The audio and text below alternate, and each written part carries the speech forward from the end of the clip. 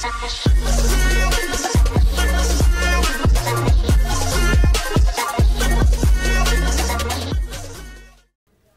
cerita bersambung Manusia Harimau dari Sumatera. Selamat mendengarkan. Pembantu rumah sempat menyuguhkan teh dan sedikit juadah yang oleh Erwin dipersilakan untuk tamu-tamunya. Tapi tak ada seorang pun di antara mereka yang mau menjamah, baik teh maupun kue-kuenya. Bapak-bapak nampaknya khawatir minum teh dan makan kue di sini. Sebenarnya itu tidak perlu, kekhawatiran yang berlebih-lebihan. Mestinya petugas keamanan tidak terpengaruh oleh ocehan buruk masyarakat. Mendengar ini, Letnan Polisi Suyono merasa disindir dan malu. Katanya, "Bukan begitu Mas Erwin, kami baru saja minum, lain kali saja." "Baiklah kalau begitu," kata Erwin, "mari kita berangkat." Lalu berangkatlah mereka ke kantor polisi. Orang-orang jadi tercengang. Satu pasukan yang dikirim tadi adalah suatu tindakan preventif yang sia-sia. Orang ini hanya orang biasa yang penurut. Erwin dipaksa dan memberikan keterangan sejauh yang diketahuinya. Dia tidak pernah menyusahkan orang, itu katanya. Mengenai Adam yang diikat lalu dikuburkan tanpa diuruk dengan tanah itu, katanya hanya suatu kebijaksanaan agar dia jangan mempergunakan kekayaannya untuk menyusahkan orang lain. Dia lalu menceritakan bagaimana Adam mempergunakan dukun yang bernama Ki Ampuh untuk membinasakan dia dan istrinya. "Kalau saya jahat, tentu saya timbuni kuburan itu dengan tanah," kata Erwin. Tetapi polisi tetap merasa bahwa dia tidak boleh begitu saja dilepaskan. Nanti masyarakat merasa tidak puas. Maka ditahanlah dia untuk malam itu di sana. Dia diberi makan dan minum sebagai orang tahanan. Erwin memakannya tanpa mengeluh. Tetapi pada malam hari dia diperiksa lagi. Kini oleh petugas yang entah sengaja dipilih atau tanpa sengaja mempunyai sifat-sifat yang kejam. Sudah terkenal bahwa banyak tahanan telah kena tendangan dan terjang petugas yang seorang ini. Tidak usah heran, di mana-mana ada orang yang halus dan orang yang kasar. Orang ini entah asal dari mana, tetapi namanya Waskita. Belakangan digelarkan Westerling oleh kekerasannya menghadapi tertuduh kelas murah. Yang dinamakan tersangka atau tertuduh kelas murah adalah semacam pencopet, pencuri kain, atau penggasak ayam orang. "Kau yang bernama Erwin si manusia harimau itu, katanya menyindir. Erwin diam saja. "Hei, aku bertanya, kau harus menjawab. Kau tidak tahu kau ada di mana dan siapa yang berkuasa di sini. Coba lihat ke sini," bentaknya. Erwin memandangnya, tiada berkedip.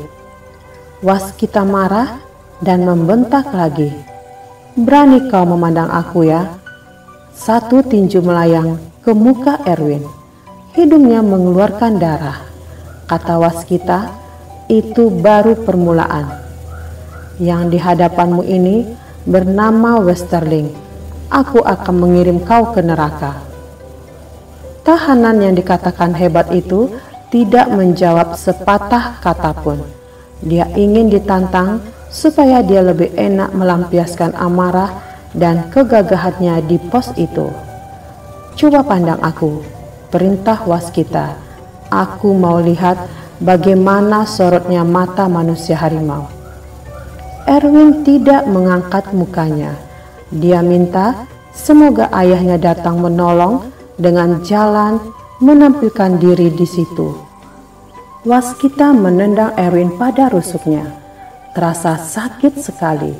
Di saat itu masuk seorang rekan Waskita. rambut setengah gondrong terjuntai dari bawah topi dinasnya. Mukanya sendiri agak kekanak-kanakan, menimbulkan kesan bahwa dia tentunya hanya laki-laki so aksi dan bukan manusia kejam seperti waskita. Dia melihat tontonan yang dipertunjukkan waskita dengan mengangguk-anggukkan kepala tanpa kata.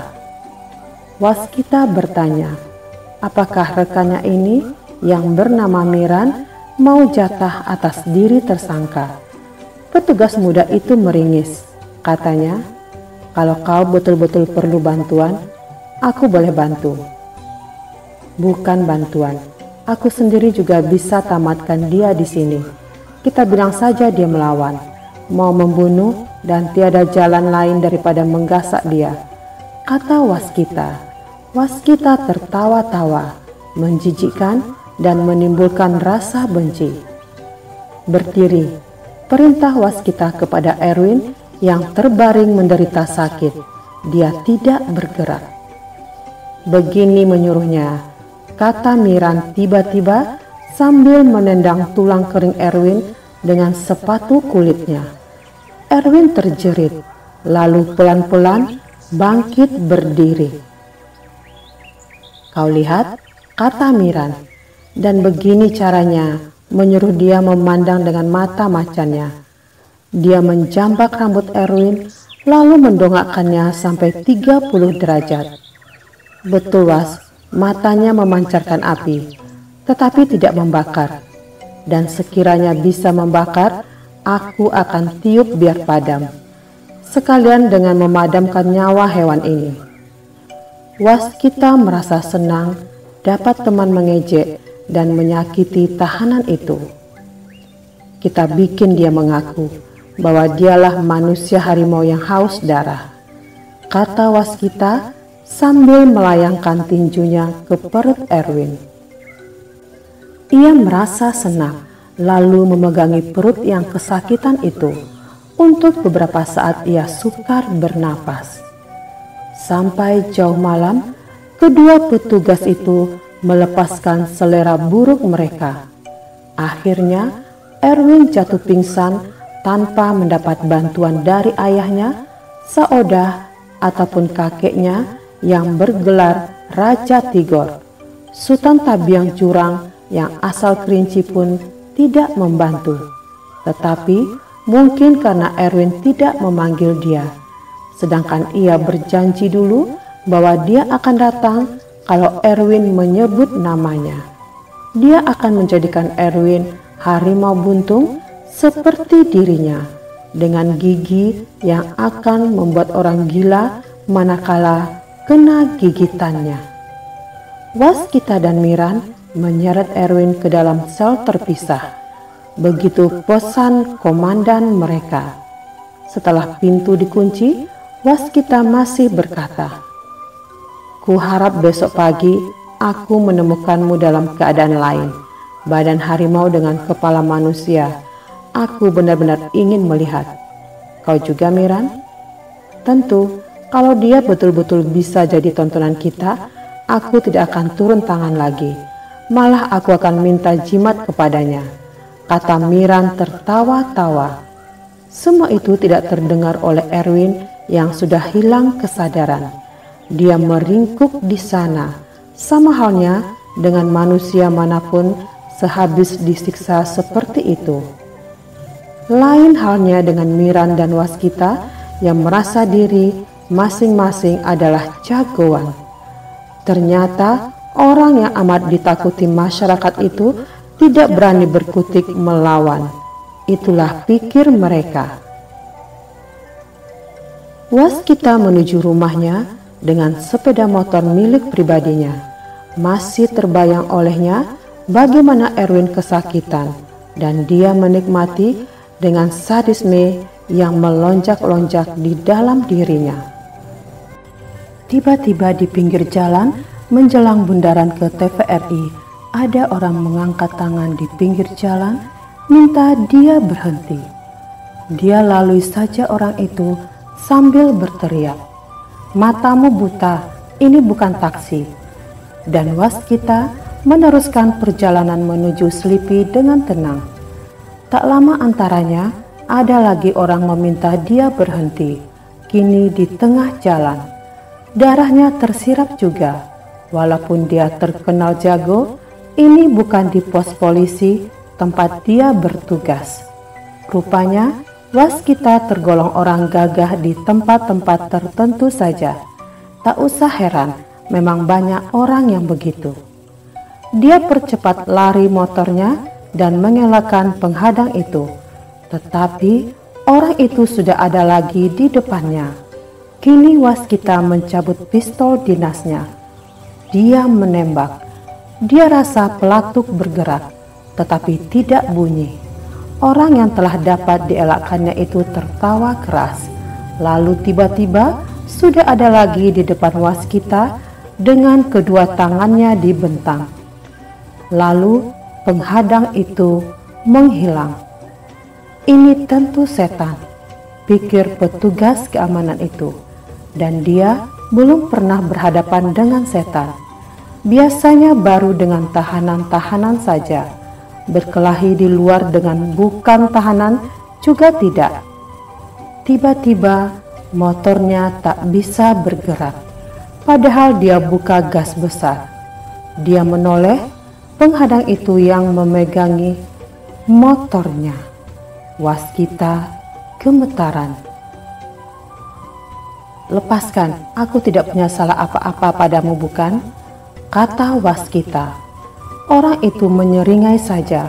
Kemudian Waskita melihatnya. Tubuh manusia itu berubah menjadi tubuh macan. Kepalanya tetap kepala manusia berambut putih. Jalubuk datang dari Tapanuli Selatan ke ibu kota karena mengetahui anaknya dianiaya. Dia sengaja tidak mau datang ke pos polisi atas beberapa pertimbangan. Kalau muka Waskita diterangi, tentu akan kelihatan dia pucat bagaikan mayat. Dia tidak bisa mengeluarkan kata-kata. "Kau tidak ingin menendang rusuk dan meninju mukaku?" tanya Jalubuk. Waskita tidak menjawab, tetapi dia ingat pada Erwin yang tadi disiksanya sampai pingsan. "Ampuni saya," kata Waskita. "Ampun untuk dirimu dan tiada ampun dari aku untuk lain orang," tanya harimau berkepala manusia itu. Waskita bertambah takut. Ini tentu pembalasan atas kekejamannya tadi. Dia begitu sombong dan tak kenal kemanusiaan pada Erwin yang tidak melawan. "Aku datang dari jauh, Waskita," kata makhluk itu. Bagaimana harimau ini tahu namanya? Pikir Waskita. Dia bertambah takut. "Kau punya rasa takut juga. Mengapa kalau di tempatmu bertugas, kau begitu ganas? Sudah berapa banyak orang yang kau siksa tanpa bisa melawan?" Waskita tidak menjawab. "Ampunilah aku akan jadi orang baik. Tidak lagi akan mengulangi perbuatan begitu. Ampunilah." Mohon Waskita. Dia begitu takut dan mungkin saat itu baru dia merasakan bagaimana orang yang dihantui rasa takut. "Aku tidak akan menyia-nyiakan kedatanganku sejauh itu, Waskita. Coba kau lihat di peta berapa jauh dari Tapanuli kemari. Kau terlalu kejam pada anakku Erwin. Kau harus membayar untuk itu." "Saya tidak punya uang," jawab Waskita dalam kegugupan dan kepanikan. "Tak usah dengan uang. Aku pun tidak membutuhkannya. Ambillah segala milikku mana yang Bapak ingini. Aku cuma mau mengambil satu dari sekian banyak milikmu itu. Ambillah apa saja yang Bapak suka." Dia mendapat harapan kembali karena merasa akan dibebaskan. "Nyawamu," kata Jalubuk. Mendengar itu Waskita tersentak dan napasnya hampir saja terhenti. "Tapi saya sudah minta ampun." Meminta satu hal, siapapun boleh meminta. Memberi merupakan hal lain lagi. Dalam hal ini aku yang menentukan, dan aku tidak akan mengampuni kau. dosamu terlalu banyak sudah. Kau lebih ganas dari hewan. Kawanmu itu juga. Jalubuk menyuruh Waskita mendorong sepeda motornya rapat ke pinggir jalan.